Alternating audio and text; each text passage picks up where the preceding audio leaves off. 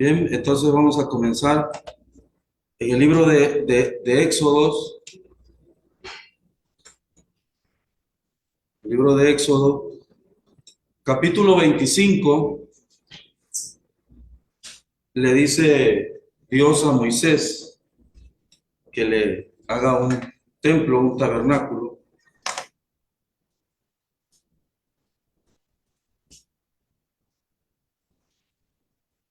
Dice: Jehová habló a Moisés diciendo: di a los hijos de Israel que tomen para mí una ofrenda. De todo hombre cuyo corazón le mueva a hacerlo, tomaréis mi ofrenda, cuyo corazón le mueva a hacerlo. Esta es la ofrenda que tomaréis a ellos: oro, plata, bronce, material azul, púrpura, carmesí, lino y pelo de cabra, pieles de carnero teñidas de rojo, pieles finas, madera de acacia. El 6 dice: aceite para la iluminación, especias aromáticas y el aceite de la unción para el incienso aromáticos. Luego dice el 7: piedras de ónice y piedras de engaste. ¿Para cuál? Para el efod y el pectoral del sacerdote. Esto era para el sacerdote. Que me hagan un santuario, y fíjense que dice: y yo habitaré en medio de ellos. Le da instrucciones qué material debe de tomar para poder que le hagan su templo, un lugar donde él habite con el pueblo de Israel. Esto no es primera vez, ¿verdad? Porque precisamente también como referencia vemos que la puerta del arca de Noé era de una puerta de salvación también, se acuerda Génesis 6, 16, 18. Una sola puerta. Hoy en día más que nunca tenemos que nosotros enseñarle a la gente cómo visualizar la única puerta que hay para la salvación. Entonces, a Noé se le dijo también, dice la puerta que fue señalada con los dinteles y los postes en el Éxodo también 12, del 7 al 13. Lo pueden ir anotando para guardarlo, porque es la puerta cuando alguien pregunte, pues, ¿por qué tantas religiones, no? ¿Por qué tantas cosas en el mundo? La puerta del tabernáculo representa a Cristo de las maneras anteriormente mencionadas y como la única entrada para acercarse a Dios y para ser salvo. Vamos a ver cuánto había en ese tabernáculo. Lo hemos leído muchas veces. ¿Quién de todos ha leído todo el Antiguo Testamento o por lo menos los 5 libros o el Pentateuco? ¿Verdad? Lo hemos leído: Éxodo, Levítico, Número, Deuteronomio. Pero en realidad tiene muchísima enseñanza, muchas. Nada más el principio de Génesis, donde dice, ¿verdad? El principio, tiene mucho. El principio de qué fue lo que comenzó, qué era lo que ya estaba, ¿verdad? Y qué es lo que comenzó. Entonces tiene muchísimo de Génesis. Entonces, vamos a ver la puerta. Cuando le dijo a Moisés que hiciera la puerta, tiene su simbología. ¿Saben qué está viendo? A ver, una pregunta. ¿Qué ve usted aparte? Simplemente, lógicamente, ¿verdad? Hay unos colores y unos trapitos. Esto lo vieron ellos. ¿Qué vemos nosotros hoy? Vamos a leer, porque para que entendamos bien lo que nos está diciendo ahora nosotros, en el libro de Hebreos, a ver, ¿quién lee? 8, del 5 al 6. Hebreos 8, del 5 al 6.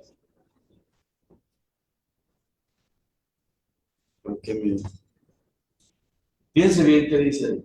Los cuales sirven a lo que es figura y sombra de las cosas celestiales, como se le advirtió a Moisés cuando iba a elegir el tabernáculo, diciéndole: mira, haz todas las cosas conforme al modelo que se te ha mostrado en el monte.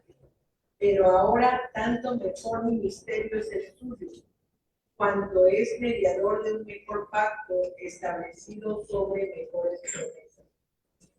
Ahí está, hermano. ¿Cuántos de nosotros en mucho tiempo hemos preguntado en realidad a qué se refiere? Cuando habla de la sombra. Está la imagen, está lo real y todo. Si yo me paro en el sol, genero una sombra.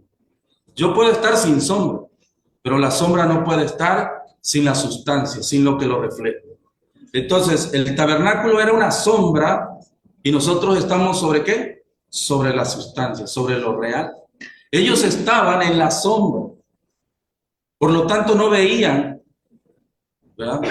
Hoy en día vemos a los hebreos, a los judíos. Créame que si usted busca los judíos ortodoxos, ellos, ¿qué cree que declaran hoy, el día de hoy? Estamos, dice, construyendo el tercer templo. Y el regreso, dice, proclamamos el regreso del verdadero Mesías, dice, de una vez y para siempre. Yo me tapo los ojos, Dios mío. Ahí está. Desde que Dios le mandó a hacer el tabernáculo, les estaba mostrando el camino. Es una bendición. No lo digo negativamente que ellos hoy, sino que yo digo Dios porque su palabra se cumple tal cual. Les cerró a ellos, los cegó el entendimiento. ¿Se acuerda cuando Jesús estuvo con ellos? ¿Qué les dijo? ¿A los suyos vino? O sea, ya estaba ahí. Ya estaba escrito ahí. Jesús cuando caminaba y hablaba no tanto se refería a los demás, sino a ellos.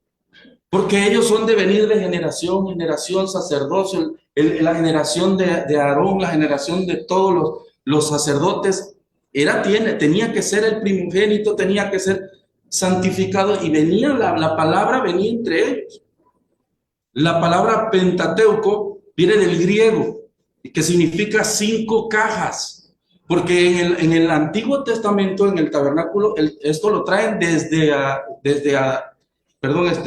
vimos ahorita, Noé, pero se le da a todo el pueblo hasta a Moisés, pero lo tenían los rollos en cajas. Entonces esto era más grande y tenían 1 caja, 2 cajas, 5 cajas.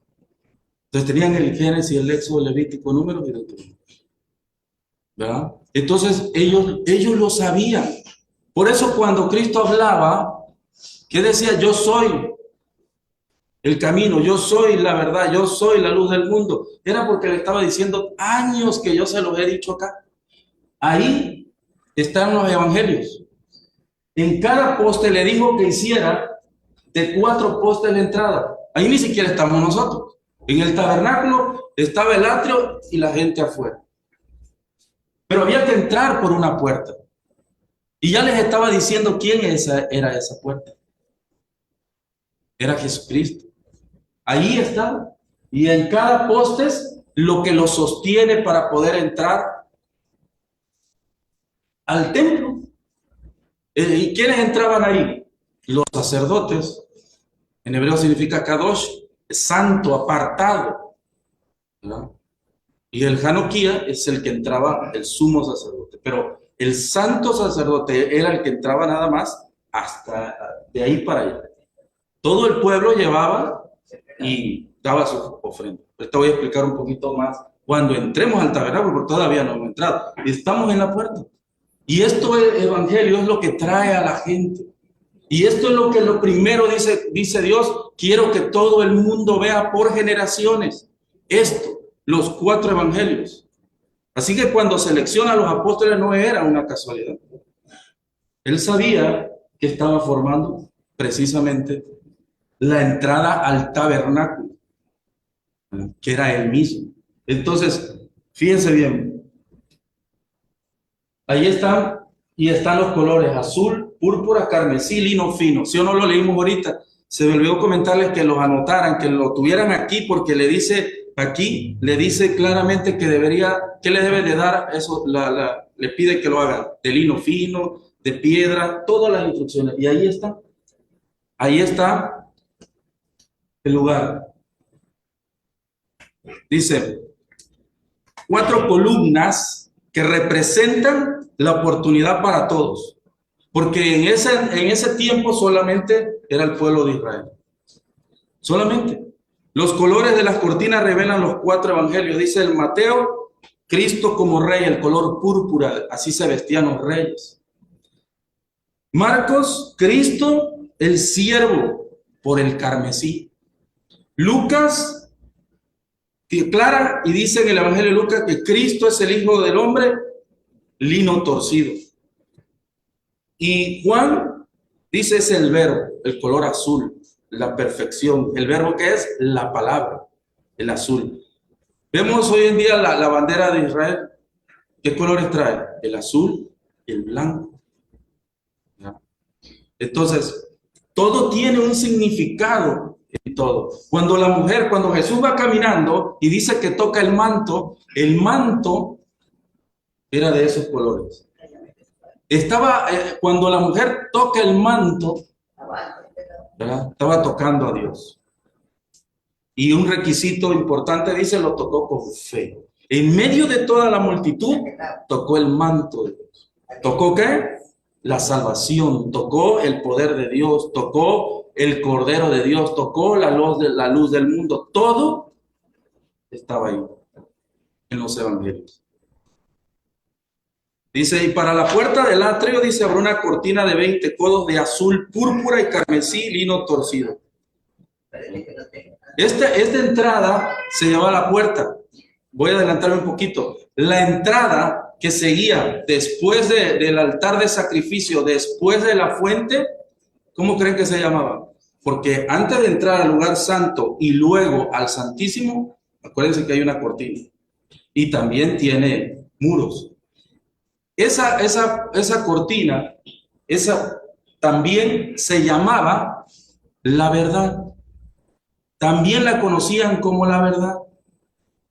Por eso le digo que cuando él estaba caminando, Jesús, y los fariseos lo sabían, los escribas más, les decía, yo soy la luz del mundo, yo soy la menorá.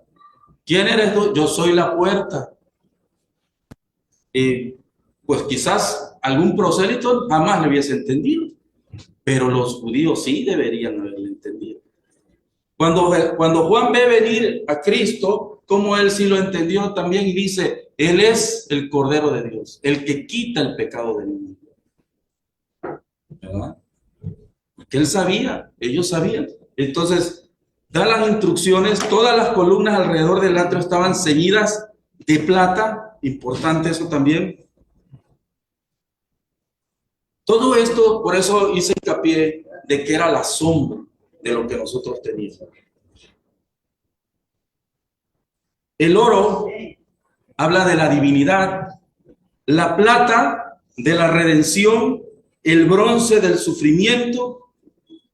Son los metales, los tres primeros que pide Dios. El oro significa la divinidad, la plata la redención y el bronce el dolor y el sufrimiento. Voy a regresarme aquí tantito porque no está aquí. Aquí no se ve, pero aquí tenía, perdón, me iba a atravesar. Aquí tenía una estaca. Esto lo sostenía, si puede, luego vamos a abrir todo el tabernáculo, pero esto lo sostenía una estaca. Acá abajo el bronce, aquí arriba la plata. Y estos eran de madera ¿de qué? De madera de acacia. Y aquí lo sostenía, aquí, un hilo que era hecho, ¿de qué era ese material? De pelo. ¿De pelo de qué?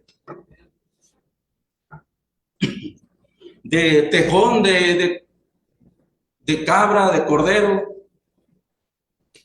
Cuando se habla de que aquí, por eso les decía yo, ellos no lo vieron, pero aquí estaba el Evangelio y aquí estaba Cristo. ¿Qué representa la madera de acacia? La madera de acacia hasta la fecha, allá en Israel, es una de las maderas, fíjense bien, no se corrompe. La madera no le entra a los bichos. Es muy flexible, pero también muy dura. Representa el cuerpo de Cristo. No conoció corrupción. No conoció corrupción. Abajo el sufrimiento y arriba la redención. Y el hilo que colgaba, que tenía pelo, significaba el sacrificio, el Cordero de Dios. Y el ancla, que era de bronce también, pero le dijo Dios, no la metan hasta adentro. La mitad adentro y la mitad afuera. Y de ahí se amarraba y se jalaban los postes. ¿Por qué? Significaba la muerte, pero también la resurrección. Mitad y mitad. Muerte y resurrección. ¿Verdad? Ahí estaba, en los postes. Si nosotros salimos y traemos la foto aquí y le preguntamos a cualquiera, ¿qué ves ahí? Pues un dibujo ahí de colores, ¿no? Ni idea. Pero Dios a su pueblo le estaba mostrando la sombra de lo que venía. Hermoso. Y nosotros lo sabemos ahora mismo en la mente de cada uno de nosotros. El Nuevo Testamento, ahí está. Esto nosotros ya lo hemos leído. Pero es importante ir al principio. Ahí está. Dice, la puerta del atrio era el modelo del acceso. Esta puerta estaba ubicada en el extremo oriental del atrio, consistía en una cortina de color azul púrpura y menciona todos los porqués. Ahí lo podemos ver, azul, el color azul, Juan dijo, el Hijo de Dios. El púrpura, Jesús es Rey. El escarlata, el Salvador. Y el lino fino, el hombre perfecto que habla Marcos. Y el pelo de cabra que decíamos, pues el sacrificio.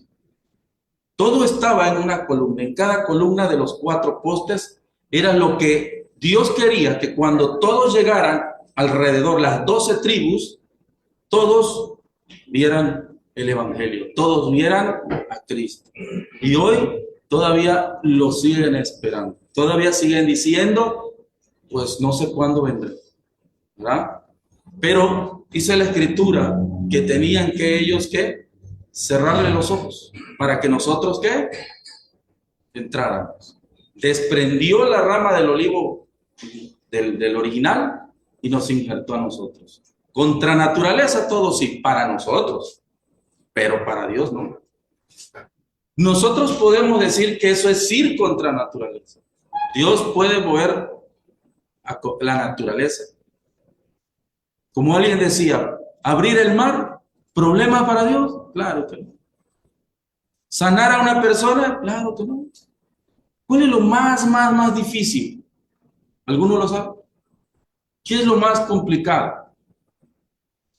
Porque abrir el mar o ahora mismo echar una tormenta para acá no hay ningún problema. Esto. Él no puede decir, cambia ya. Es un proceso. Ahí está. Es un proceso porque nos dio el libre albedrío. Porque no somos robots. Porque podemos decidir. Nos habla, nos llama, nos busca. Pero no dice, bueno, ya me cansé, cambia. No. Nosotros decidimos. Entonces, y este camino, en este proceso nos enseña muchas cosas el Antiguo Testamento. Si alguno lo quiere ir anotando, dice la puerta era ancha sí, pero también era baja, tenía 20 codos de altura, no se veía hacia el interior, pero sí tenía, como se habla, entre 2,5 metros, la cual eran 10 codos de altura, 10 de anchura. Luego dice la otra, la aplicación de esto es evidente, el lugar santo era solamente para los sacerdotes. La que estaba afuera estaba ancha, pero un poquito más baja. Y la que estaba más adelante, la del lugar santo, era más alta, todavía era más grande, y ahí sí estaba completamente cerrado. ¿Esto qué indica? Que nadie, ¿quiénes podían entrar? Sí, nada más. Nada más. Eso estaba sellado. Aunque entraran a las 12 del día, a la 1, al pleno sol, eso estaba totalmente sellado. Y ahorita vamos a explicar ahí. Color púrpura dice el color que simboliza la realeza, lo que concuerda con el Evangelio de Mateo. Si lo puede ir anotando, adelante. Color carmesí, ¿verdad? Representa la sangre de Cristo. Lino blanco, con eso andaba vestido Jesús, de una sola pieza. Las ropas no se las mandaron a hacer, las ropas no eran de aquí, ¿verdad? Entonces, eran de una sola pieza. Por eso cuando los soldados, él muere y los soldados se la quieren, dicen, no, ¿para qué la vamos? Si es que nunca habían visto una ropa como esa. Era de una sola pieza, no estaba el empate de aquí, el empate de acá. Color azul, ¿verdad? Aquí están los colores. Ahora, las columnas, dice, representan los 4 también puntos cardinales de la tierra. ¿Se acuerda lo que hay adentro, en el lugar santo y el lugar santísimo? Pero en el lugar santo hay 4 cuernos. Y están las 4 tribus de Israel y los 4 puntos cardinales. Entonces, ¿por qué? Significa el evangelio para toda la humanidad, para toda la tierra. Dice, aquí habla, 2 Corintios 3:8 dice que habla del Espíritu Santo. Habla del ministerio de la justicia en 2 Corintios 3:9, el del ministerio de la palabra y el de la reconciliación en 2 Corintios 5:8. Y estos, ahorita lo vamos más adelante, también generan un fruto. Cada uno tiene un porqué. Y eso nos representa la entrada. La entrada. Así que cuando nosotros venimos a Cristo, dice el apóstol Pablo, un abogado, un licenciado, un doctor en la ley, él se sabía todo esto perfectamente bien. Por eso dice Pablo, yo he sido el abortivo, porque no, Cristo lo hace apóstol para que nos enseñe, un doctor de la ley, con palabras que nosotros pudiéramos comprender, los latinos, los europeos, lo que el judío lo dice en hebreo. Entonces, Pablo precisamente habla de todo esto en nuestro propio idioma, para que nosotros entendamos, ¿verdad? El bronce en la Biblia figura el juicio. De este material fue hecha la serpiente en el desierto. El bronce, número 21:9. Materiales que son importantes conocer. ¿Por qué Dios se le ocurrió de bronce, de plata, de oro fino, de lino? ¿Por qué el efod tenía piedra? ¿Cuántas piedras traía el sacerdote aquí? ¿Cuántas traía? 12. ¿Por qué 12? Porque 12 son las tribus de Israel, su pueblo amado, ¿verdad? Ceñidos, dice la palabra moldura o ceñido del hebreo, shak, significa deseo, poner su amor, moldura de plata. Es lo que el Señor Jesucristo hizo por nosotros cuando nos cubrió con su sangre. Por eso el salmista dice, bienaventurado aquel cuya transgresión ha sido perdonada y cubierto su pecado. Salmo 32:1. Ahorita apenas estamos en la puerta. Así que nosotros podemos invitar a la gente a pasar al tabernáculo. Muy difícil. ¿Quién no puede entrar a cruzar esa puerta? Aquellos que no han recibido el evangelio. Aquellos que todavía no, dice la Biblia, no les ha amanecido. Entonces, si no les ha amanecido, entonces están en la oscuridad, ¿verdad? Llegaban con sus, aquí está, llegaban a la puerta con sus carneritos, sus borreguitos, sus chivitos, dependiendo lo que querían. Porque si Dios lo permite, más adelante podemos llevar un estudio. Porque no se ofrendaba, no se sacrificaba nada a la ligera. Pero vamos entonces a entrar al tabernáculo, porque nosotros ya aceptamos a Cristo en nuestro corazón. Ya hemos creído en su palabra, pero como sacerdotes tenemos que entrar al tabernáculo. Si ven alrededor, aquí, alrededor, todos estos postes, tampoco fue poner postes a la iceberg. 60 postes. Número 6, ¿qué representa? ¿El número de qué? El número de hombre. Número 10, responsabilidad. Cristo tomó nuestras culpas, nuestras responsabilidades, Él las llevó. Número 6, Él también estaba en la carne. Madera de acacia, terrenal, pero incorruptible. Qué hermoso, ¿verdad? Cómo Dios no se equivoca en ningún detalle. Todo perfectamente.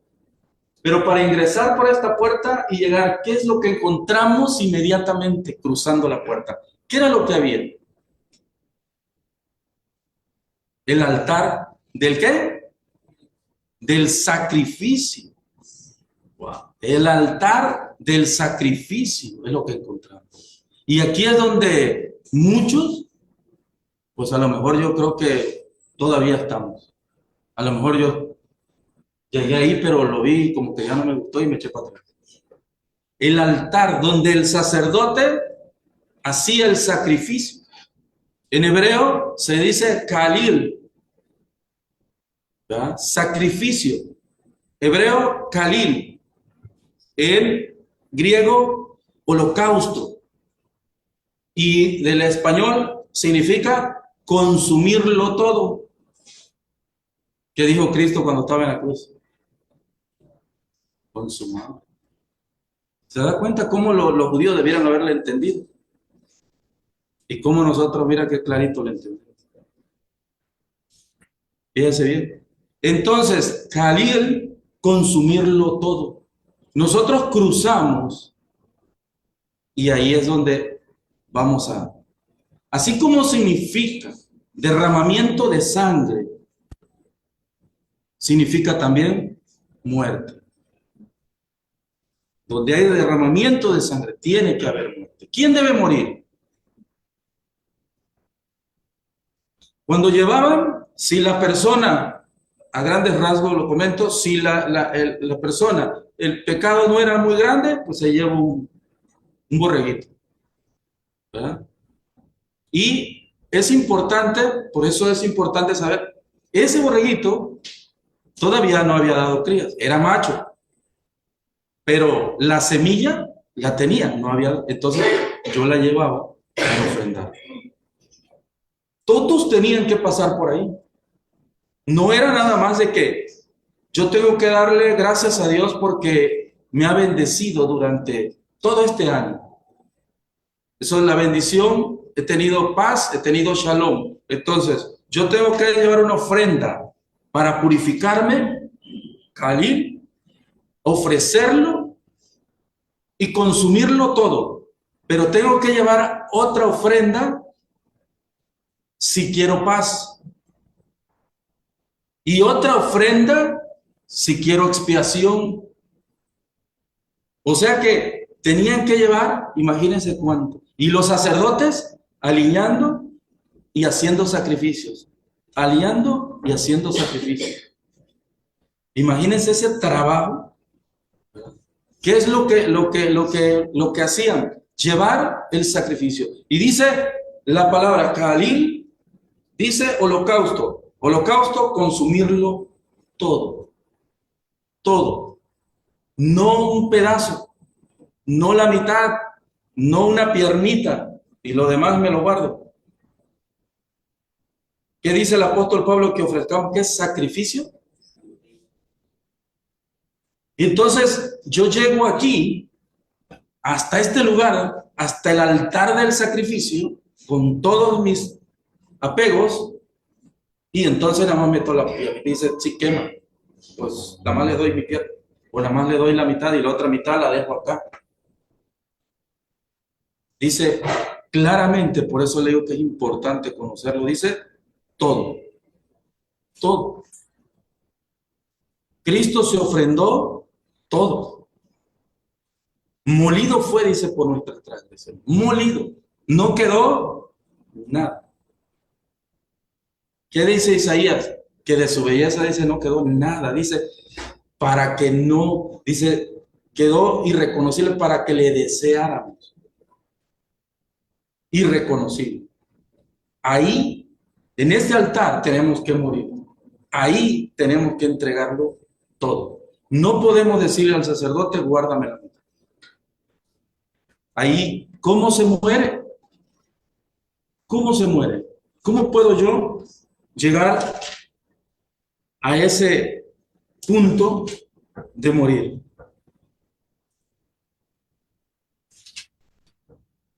Ya expliqué lo de la entrada. La sangre es derramada en el altar del sacrificio. Vamos a ver Efesios, si alguno, Efesios 5, 7. ¿Qué hace la sangre? Si alguno lo tiene, lo puede leer. No seáis pues partícipes con ellos. Efesios 1, versículo 7. Ese fue el que leyó, ¿no? En quien tenemos redención por su sangre, el perdón de pecados, según la riqueza de su gracia. Ándale, exactamente. En él tenemos redención por medio de su sangre. La sangre nos dice, nos da perdón, nos da redención, nos redime, ¿verdad? Y aparte, también no es lo mismo el perdón, redención, justificación, ¿verdad? Y cuando un miembro peca, bueno, pues puede llevar, dependiendo a... Pero cuando un sacerdote peca, imagínense, porque también está la prevaricación. Entonces es más todavía, no puede ser el sacrificio de uno de la familia, pues era una vaquita, pero de un sacerdote era más grande el sacrificio, todavía. Así que es bueno anhelar ser maestro, dice Pablo, es bueno anhelar ser anciano, es bueno anhelar el ancianato, es bueno el obispado, pero es más que la responsabilidad. Porque a lo mejor comparando a la iglesia, ¿cuánto ha pasado que uno de los miembros peca y se dice, no, pues no ha venido, y simplemente dejó de venir? No sabemos. Pero cuando el predicador, ¿qué pasa? Es capaz y se deshace todo. Entonces es mayor los sacrificios. Entonces tiene que ver la redención, tiene que ver la justificación, tiene que ver el perdón, cada uno tiene eso. Es como cuando, por eso decía yo de Pablo que era abogado. Cuando alguien peca y es por primera vez que dice la justicia allá afuera y lo llevan y que no, pues es que entró a la tienda y se agarró ahí algo. Y dice la justicia, bueno, pues primera vez, está bien. Bueno, que lo pague doble y que se vaya. Pero la otra semana lo vuelven a agarrar, ya le van a dar 24 horas de prisión. Y espérame, que ya está agarrando maña, ¿no? Y vuelve a robar a los siguientes meses. Y ya después dice el juez, otra vez. No, ya métemelo, ya no, que ya no se va a componer. Entonces cada vez es más que el castigo. Y es cada vez más que también el precio a pagar. Porque si al principio pagaste doble la mercancía, ahora son con meses y con años de cárcel. Y eso era lo que nosotros también tendríamos que haber hecho. Pero Cristo, dice Pablo, nos vino a ¿qué? A justificar, nos vino a perdonar, nos vino a limpiar. Ya todo dice, habéis sido lavados, habéis sido limpios. ¿Y se acuerdan qué dice la otra cortina? ¿Verdad? Entonces, ahorita vamos a llegar ahí. Primera de Juan 1:7.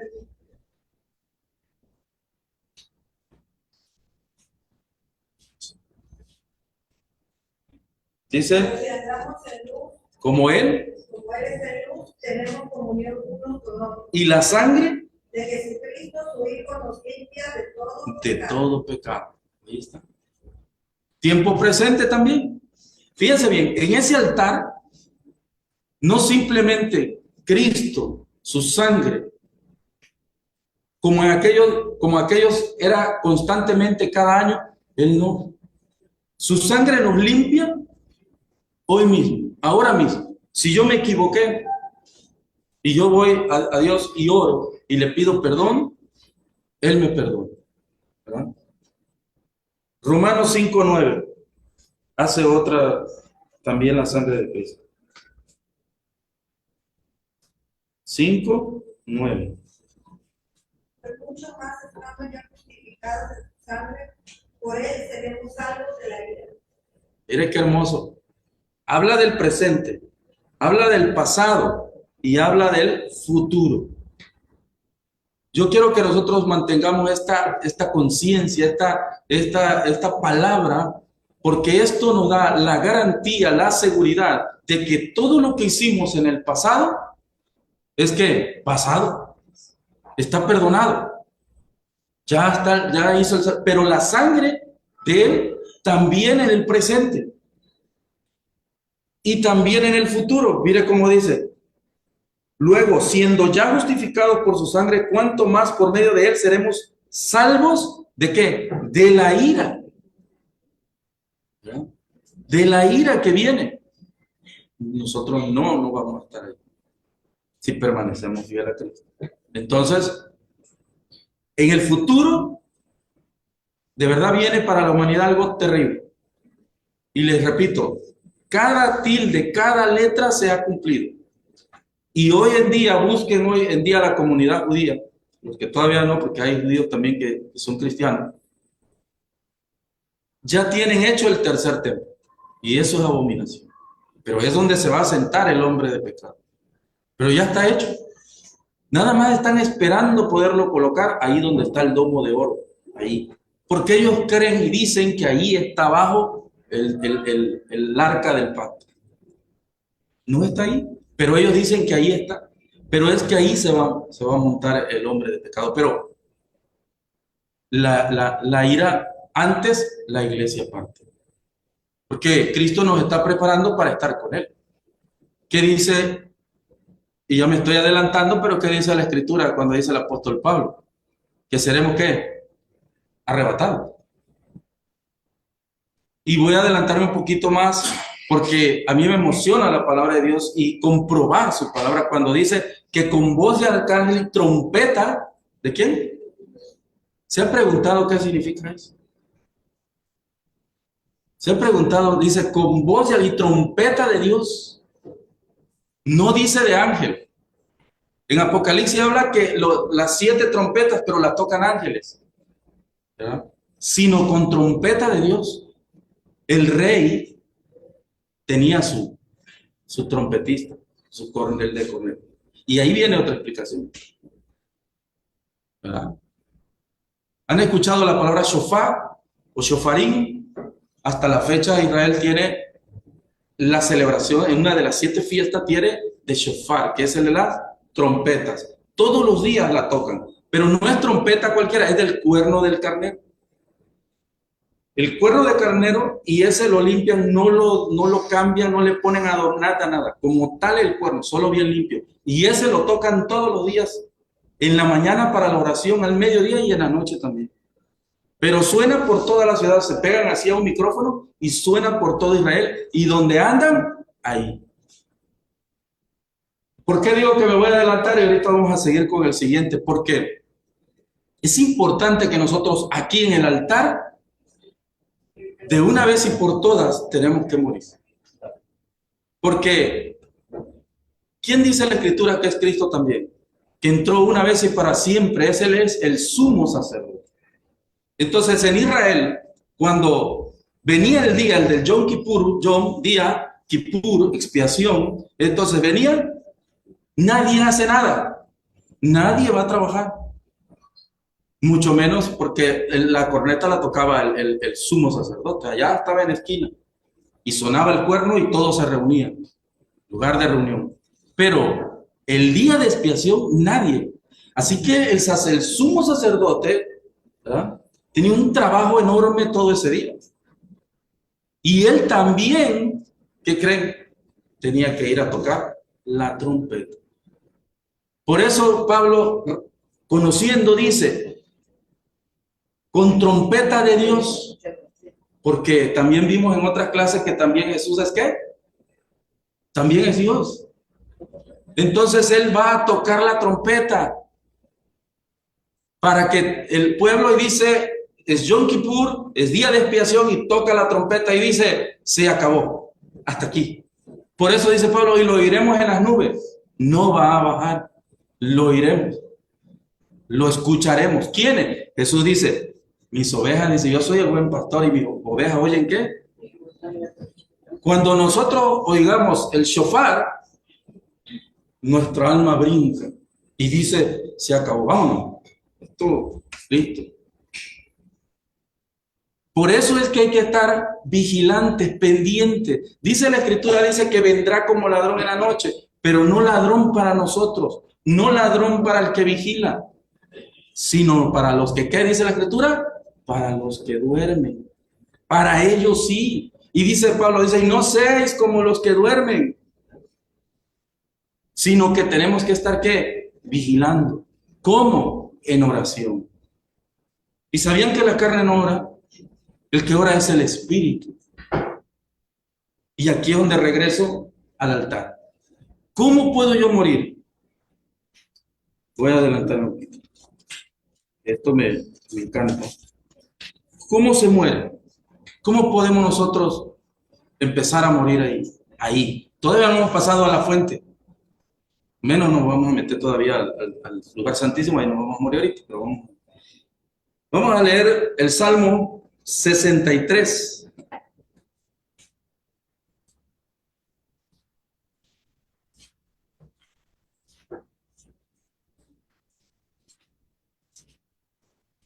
A las 11 todavía da tiempo. Vamos a tiempo. Salmo 63. Dice el Salmo de David: Oh Dios, tú eres mi Dios, con diligencia te he buscado. Mi alma, fíjense, ¿qué dice? Tiene sed de ti, perdón. Mi cuerpo te anhela en tierra árida y sedienta, carente de agua. Te he contemplado, porque él tenía su templo, ¿en dónde? En el santuario, para admirar tu poder y tu gloria. Porque mejor es tu misericordia que la vida, mis labios te alabarán.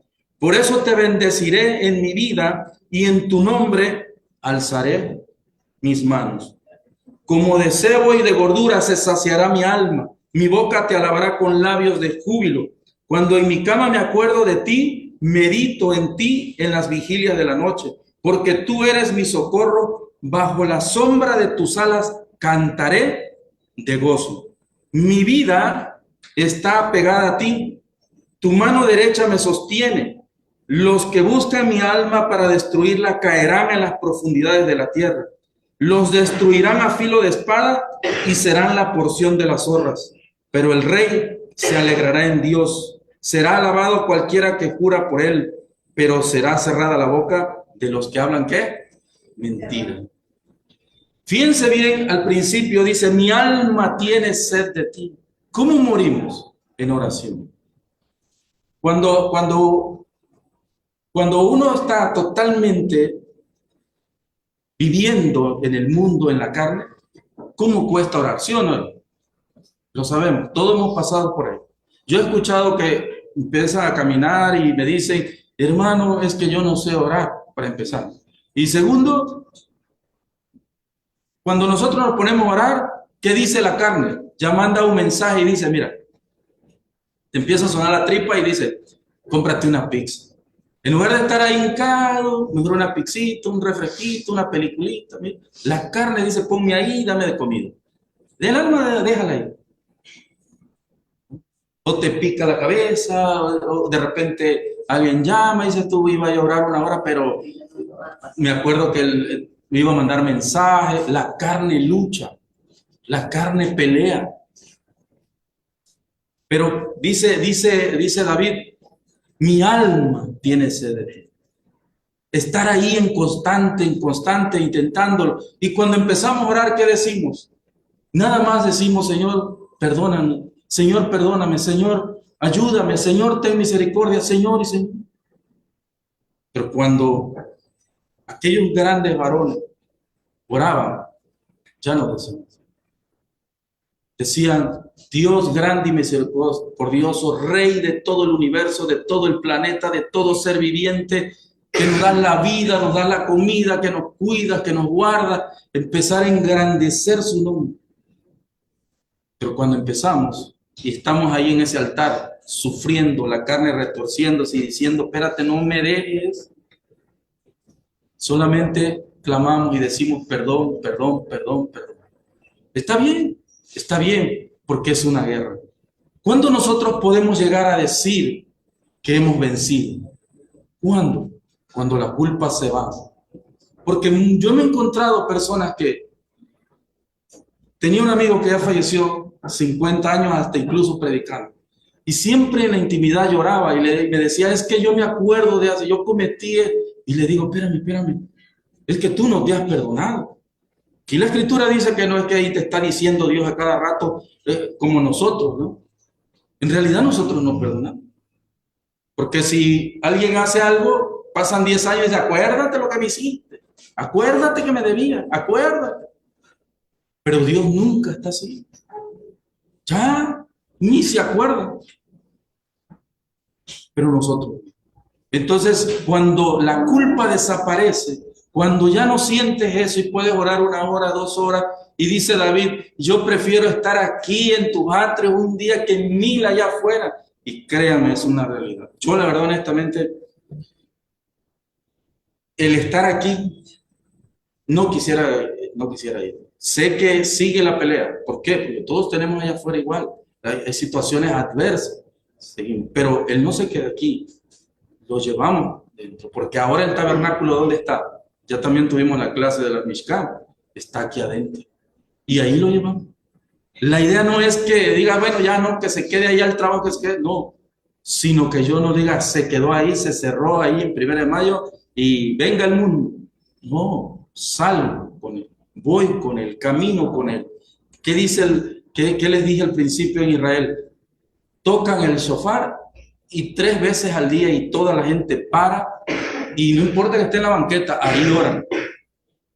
¿Ha visto las películas que hay veces que ven el metro de Nueva York y ahí hay uno y dice, pues está orando y la gente anda pasando? Sí, ellos así son.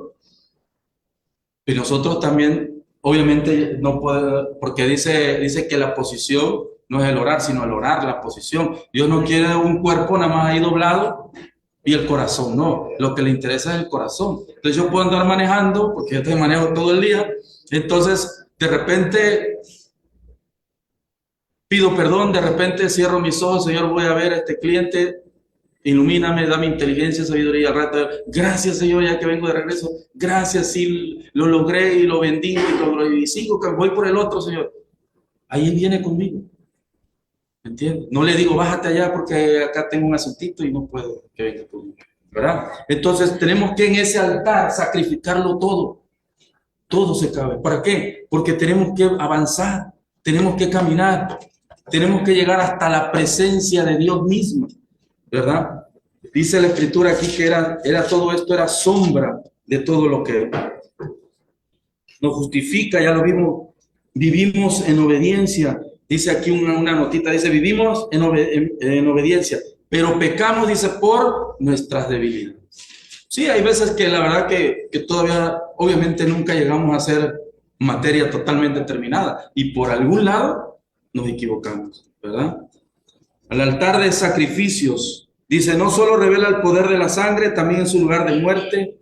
Ya vimos que es morir. Y vamos a leer, si alguien quiere leer el Salmo 42, pero nada más del 1 al 8, para que nos dé tiempo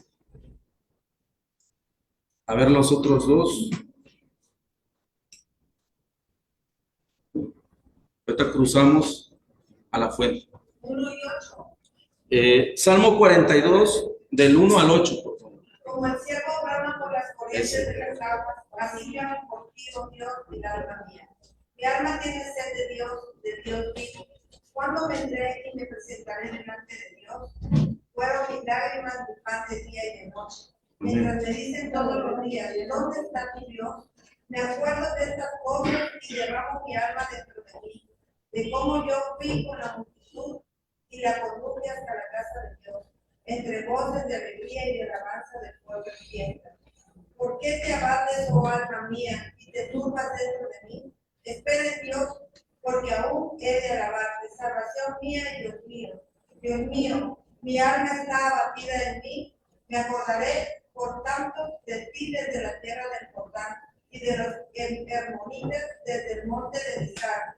Un abismo llama a otro a la voz de tus cascadas, todas tus ondas y tus olas han pasado sobre mí. El 8 dice, de día mandará Jehová su misericordia y de noche su canción estará conmigo, la oración al Dios de mi vida. Fíjense bien, qué hermoso, cómo vimos, cómo habla David en el otro salmo y cómo clama acá, ¿verdad? Pero fíjense bien esta parte. Él entraba también al tabernáculo, entraba al templo. Dice, mi alma tiene sed del Dios vivo, del Dios vivo. ¿Cuándo iré para presentarme? Dice, mis lágrimas han sido mi alimento día y noche, mientras me dicen todos los días, ¿dónde está tu Dios? ¿Cuántas veces nos lo dicen? ¿Cuántas veces la gente allá afuera dicen que iba a venir hace 10 años, hace 100 años y no viene, ¿verdad? ¿Dónde está tu Dios? La gente así es. Recuerdo estas cosas y derramo mi alma dentro de mí cuando pasaba con la muchedumbre, guiándolos hasta la casa de Dios con voz de alegría y de acción de gracias. ¿Por qué te abates, oh alma mía, y te turbas dentro de mí? Espera a Dios, porque aún le he de alabar. Él es la salvación de todo mi ser. Y acuérdese también que dice, como el siervo, ¿qué dice? Brama, busca las almas. Así que clama mi alma.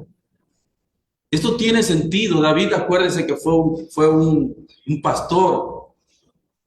Y él se acuerda de que cuando un animal feroz, cuando un depredador, un carnívoro ataca a un ciervo, allá en el desierto los climas son extremos. Entonces el animal herbívoro suda.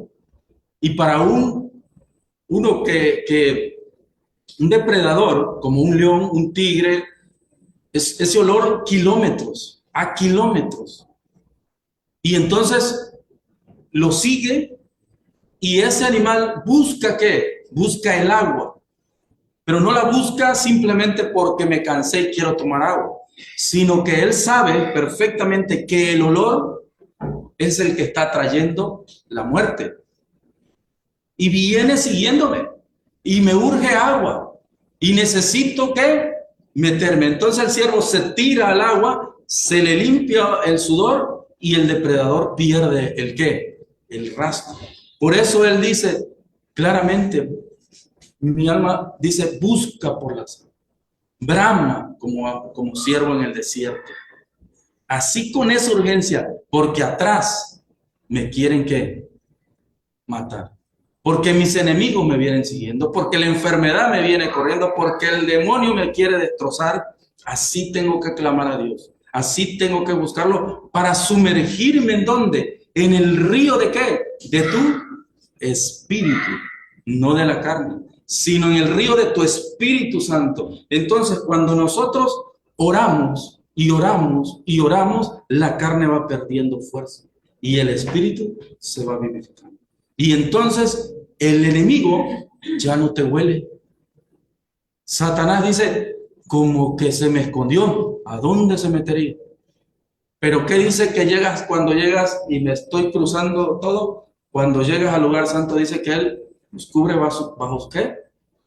Por eso es importante llegar hasta el lugar santísimo. Antes tenemos que pasar por todo eso. Así que cuando nos persigue, ¿cómo nos huele el enemigo?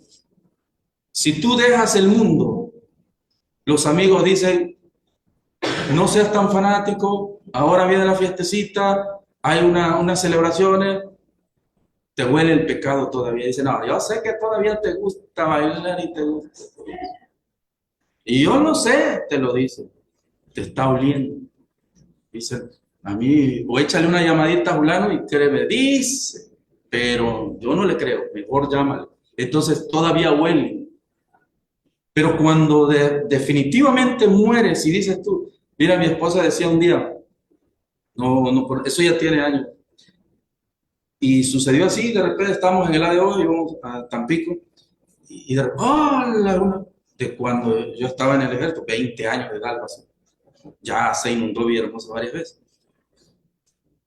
Y me dice, del gusto de vernos, aquí hay un bar adelantito y todo eso. Y le digo, yo ya no.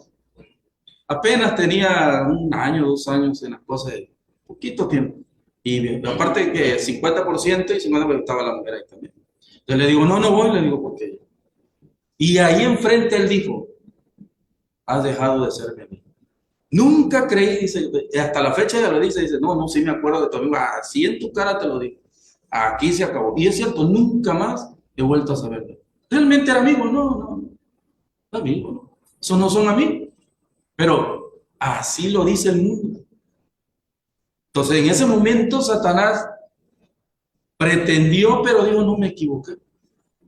Y agarró por otro lado. Pero cuando todavía nos huele, ¿verdad? Entonces tenemos que limpiarnos. Tenemos que morir.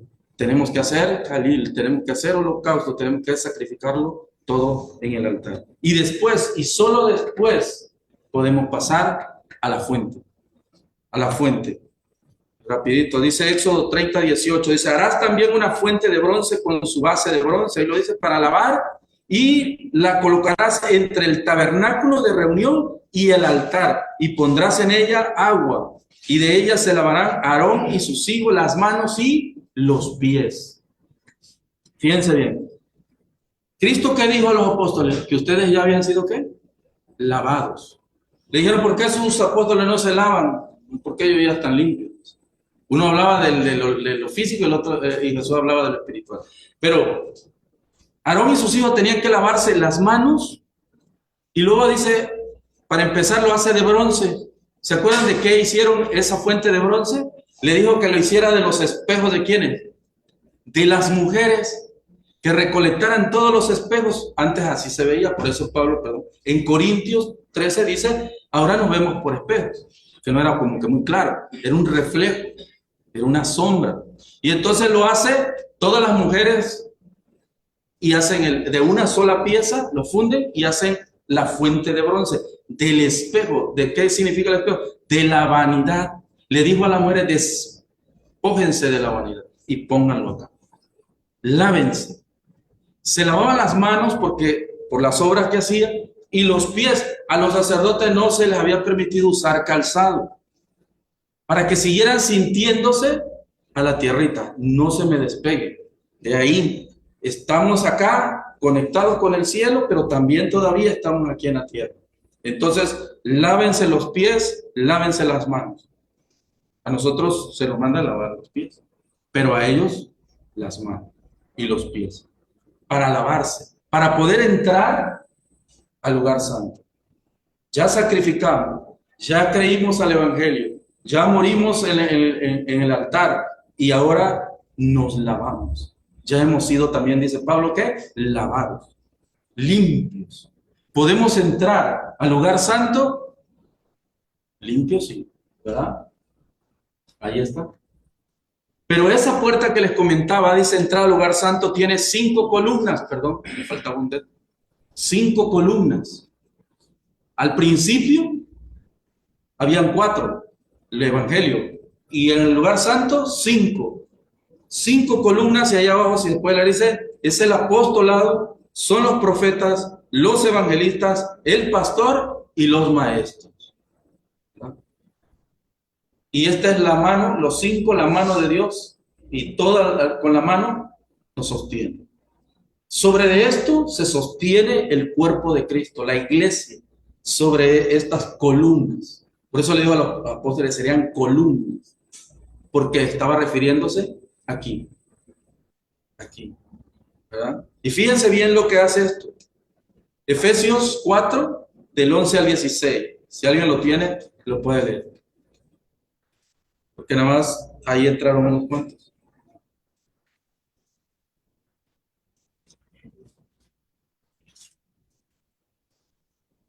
Efesios 4, 11. Sí, así como está ahí. Y él mismo construyó a unos apóstoles, y a otros profetas, y a otros evangelistas, a otros pastores y maestros, a fin de perfeccionar a los santos para la obra del ministerio, para la edificación del cuerpo de Cristo, hasta que todos lleguemos a la unidad de la fe y del conocimiento del Hijo de Dios, a un varón perfecto, a la medida de la estatura de la plenitud de Cristo, para que ya no seamos niños fluctuantes, llevados por doquiera de todo viento de doctrina por el estratagema de hombres que para engañar emplean con astucia las artimañas del error, sino que siguiendo la verdad y el amor crezcamos en todo en aquel que es la cabeza, esto es Cristo, de quien todo el cuerpo, bien concertado y unido entre sí por todas las coyunturas que se ayudan mutuamente según la actividad propia de cada miembro, recibe su crecimiento para ir edificándose en amor. Hasta ahí, hermano. Hasta ahí decía, ¿no? 16. Ahí está, hermano. Eso es lo que va a formar esos pilares. Todos en crecimiento, para que no seamos llevados por toda viento de doctrina. ¿Para qué? Para que estemos firmes, para que estemos seguros, para que tengamos confianza, pero que también crezcamos, todos unánimes. Para eso son esos postes que sostienen la entrada al lugar santo, al lugar santísimo, ¿verdad? Entonces, previamente se da cuenta el proceso en el cual Cristo, como sumo sacerdote, nos llevó hasta ahí. Todo lo que deberíamos haber hecho para poder llegar por lo menos a esa puerta, por lo menos. Pero Cristo nos abrió el camino. Por eso ahora podemos entender cuando muere, parte el velo de en medio. Y ahora puede entrar todo el mundo. Y eso es lo que los judíos no aceptan, no creen. Que a ellos tanto que les ha costado construir templos y templos y templos, nosotros digamos, háganse un lado que yo acá voy adelante. Pero los que lo han entendido, a mí me lo han dicho, ustedes son privilegiados, bendecidos como no tienen. Pero necesitamos abrir los ojos.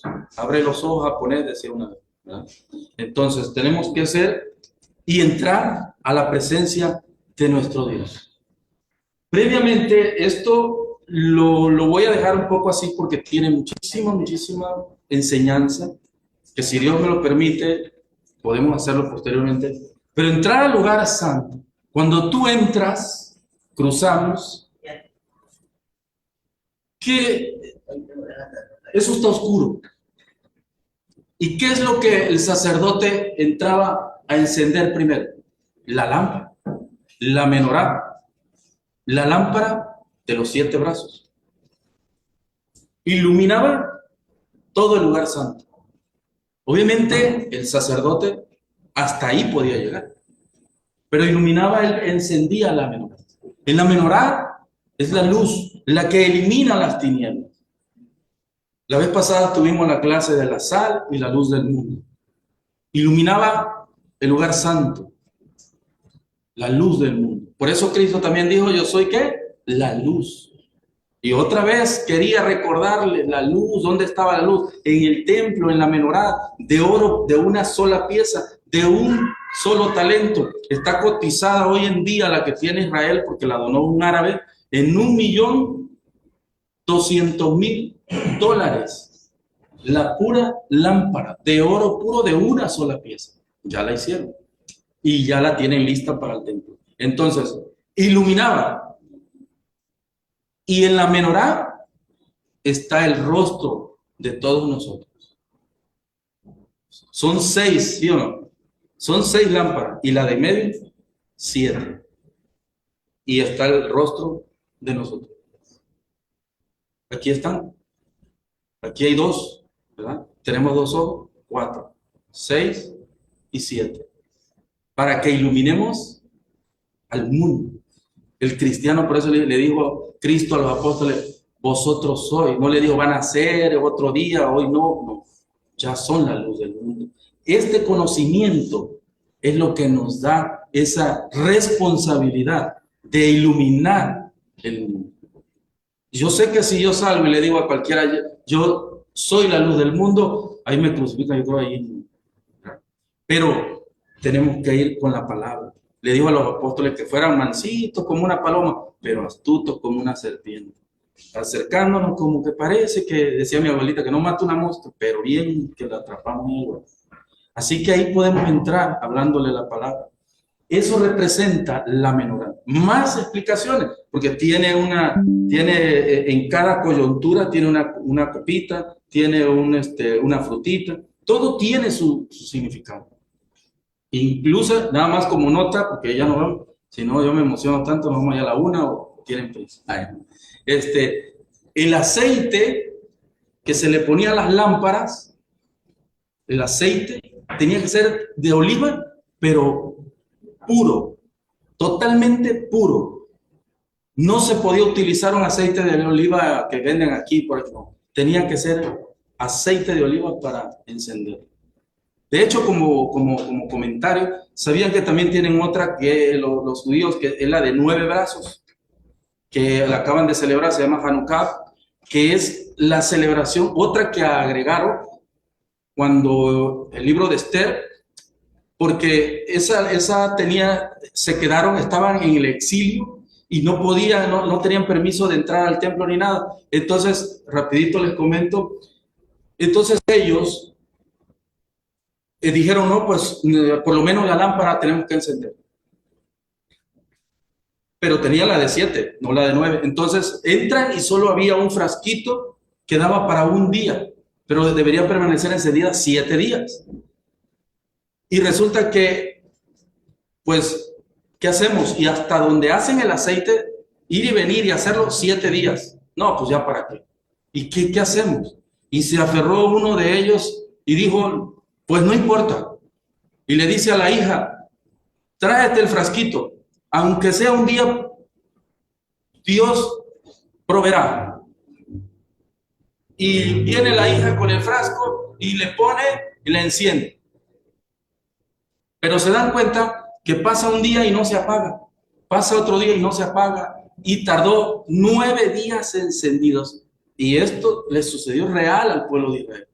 Por eso ahora tienen la otra lámpara que es de 9 brazos. Pero eso no es tan, Dios lo puede hacer. Pero lo increíble es que, de acuerdo a la historia de ellos, dice que la muchacha se equivocó. Cuando fue a buscar el frasquito, como estaba oscuro, no agarró el del aceite, agarró el de vinagre. Y ellos, ¿por qué están practicando hoy en día el Hanukkah? Porque para ellos dicen es que no lo entendemos. ¿Cómo Dios permitió que estuviera 9 días encendido y ni siquiera era el aceite? ¿Cómo cambió la naturaleza del vinagre, que no es un combustible, y tardó 9 días encendida la lámpara? Entonces es una maravilla de que yo quiero de que Dios es toda una realidad. Es una realidad. Y ahí está. Y luego sigue la mesa del pan. El pan también tiene su historia. Y aparte, 12 panes, 12 tribus, 12 panes. Y luego estaba el altar del ¿qué? Del incienso. El altar del incienso. El pan y el altar del incienso. ¿Qué dijo Jesús? Que Él era el pan de vida. Y también dijo que el que comiera de su carne. Y cuando coman, dice, comieron de ese pan, pero ese pan les va a volver a dar hambre. Pero el que come de mi pan, del verdadero pan, dice, nunca más. Así que nosotros estamos saciados, hermano. La gente se está perdiendo el banquete. Y este banquete es un ensayo del próximo de las bodas del Cordero.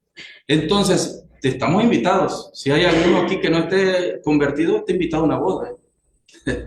Entonces, todos vamos a estar ahí. Y ahí está el pan. Y dice, yo soy el verdadero pan. Eso le decía a los apóstoles. ¿Por qué lo enseñó así ahora? Ahora entendemos Corintios 11, 23, ahora Mateo 26, y ahora decimos otra vez, el hermano va a leer 26, 26. No, es que le estaba diciendo a los apóstoles, acuérdense del templo. El pan que estaba ahí, ese lo comieron y lo comieron por años y lo volvió a dar hambre. Pero yo soy el verdadero pan. Entiendan, eso era una sombra de lo que están viendo. La sustancia de lo que había de venir. Allá estaba la sombra. Esto nos refleja. Y ahí el pan, hecho también con oblación, la oblación de las semillas. Porque una cosa es oblación y otra cosa es libación. Y todo tiene su explicación. Y el altar del incienso, ¿qué dice Apocalipsis que es el altar? El aroma que ¿qué? Dice que los ángeles estaban delante de Dios y tenían 7 copas. Y le preguntó qué era ¿verdad? ¿Qué significaba? ¿Y qué le dijo que era? La oración de los santos. ¿Se da cuenta? El incienso. Cuando tú y yo oramos, como ahora lo que somos, como sacerdotes, dice Pedro, ha hecho una nación santa, sacerdotes, nación santa, que nos llamó de las tinieblas a la menorá, a la luz del tabernáculo nos llamó. Todos nos pasamos. Qué bendiciones para nosotros. Y ahora estamos, y el incienso dice, en la oración. Y ese incienso penetraba hasta el lugar santísimo. Por eso estaba en la mera entrada. Porque ese aroma, ¿y sabe con qué se hace el incienso? Olía riquísimo, pero también llevaba ingredientes amargos, ¿verdad? El sufrimiento de Cristo, pero también el olor fragante. ¿Se acuerda que dije del siervo que huye por el olor? Nos cambia el olor y dice que la oración sube, y cuando sube la oración nos escucha Dios y dice, pásale, aquí está. ¿A dónde estaba el sacerdote? El sumo entraba una vez al año a la presencia de Dios mismo. Ahí estaba. Y ahora a nosotros nos dice, límpiate más, saca y saca el cuerpo, porque eso le dijo a Abraham que lo sacrificara ahí sacrifícalo. No, pero es que mi hijo Isaac sí, pero está en el corazón y yo quiero estar ahí. Cristo le preguntaron cuál era el primer y más grande mandamiento y ¿qué dijo? ¿Amarás por sobre todo? Entonces si hay alguien ahí que no es Dios, entonces dice, no, sacrifícalo ahí. Señor, yo quiero sacrifícame a ese. Señor, pero sacrifícalo, porque yo quiero ser el número uno en todo. En toda la escritura Él dice el número uno. Podemos amar a nuestras esposas, a nuestros hijos, nuestros esposos, todo, pero no deben de ocupar el número uno. Ese le pertenece a Dios. Entonces el altar del incienso es para las oraciones de Dios. Debemos orar, debemos orar. Debemos orar. La escritura dice que con un corazón, ¿verdad?, constricto, entristecido, de verdad que no puede, para poder llegar hasta la altura. Y ahí está la cena. Y ahí está la sangre que nos recuerda ese sacrificio constante, nos está limpiando, nos está justificando todos los días. La palabra de Dios dice que si decimos que no pecamos, le hacemos mentirosos y Cristo no está en nosotros. Así que todos los días, incluso Pablo decía hasta de cosas que yo ni cuenta me doy. Y es cierto, hay cosas que de repente ofendemos, lastimamos y créame, no nos damos.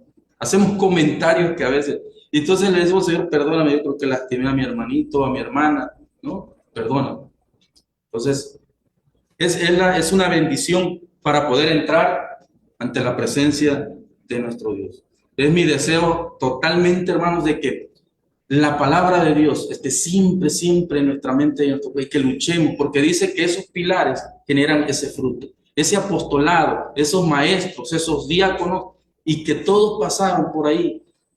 Es para que nosotros, dice, crezcamos, nos fortalecemos y esperemos, ya nada más esperamos eso. Si ustedes se dan cuenta, ya recorrimos y no lo vimos a súper detalle, ya está cumplido.